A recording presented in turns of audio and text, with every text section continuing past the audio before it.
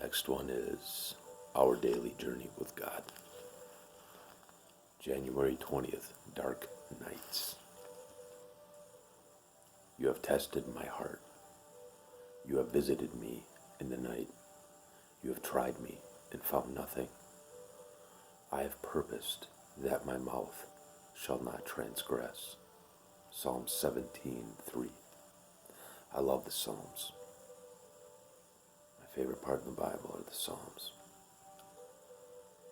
La noche oscura de alma, the dark night of the soul.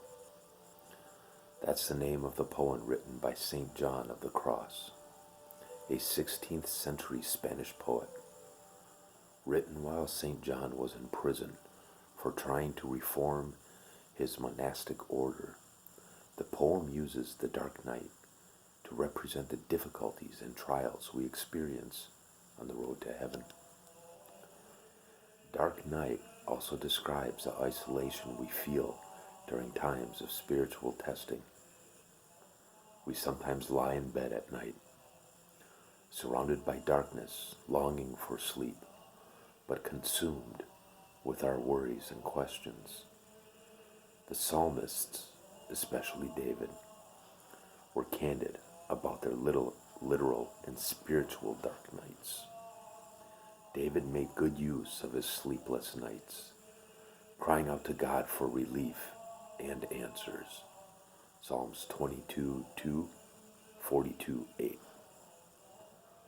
And he relied on the natural order of things to remind him that weeping may endure for a night, but joy comes in the morning. Psalm 30:5. If you are in the midst of your own dark night, use the time wisely. If there are tears, let them water the words you pour out to God, remembering that joy comes in the morning. Faith is a plant that can grow in the shade, a grace that can find the way to heaven in a dark night. That's from William Gurnall. Well, I won't be sharing any readings for 2 days because tomorrow is Monday. I work Monday, Tuesday. I'm off Wednesday, Thursday. So I'll see you guys then. Hopefully I'll have my Bible, the ESV I ordered, because I'm going to start reading that one from the beginning for YouTube, and I figured I'd do a couple of chapters or whatever. I'm really trying to immerse myself. I'm immersing myself in the Word of the Lord, in the Bible, in these books, anything I can do. I have found that since I began doing this,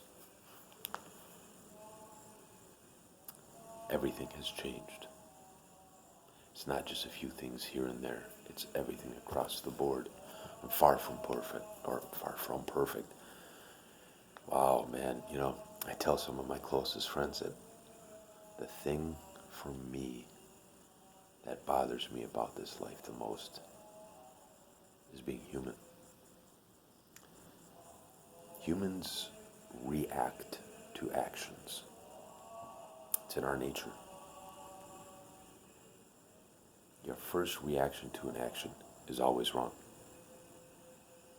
Very few people can actually not react. When somebody yells at you, when somebody cuts you off in traffic, if your spouse, a family member, difference of opinions with friends, whatever, when they come at you, the first thing you want to do is get defensive. But I'm learning how not to do that. Because when you react to an action, you're always going to be wrong. 99% of the time.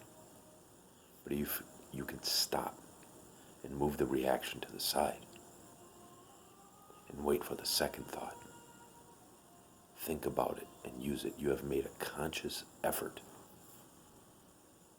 to do the good thing.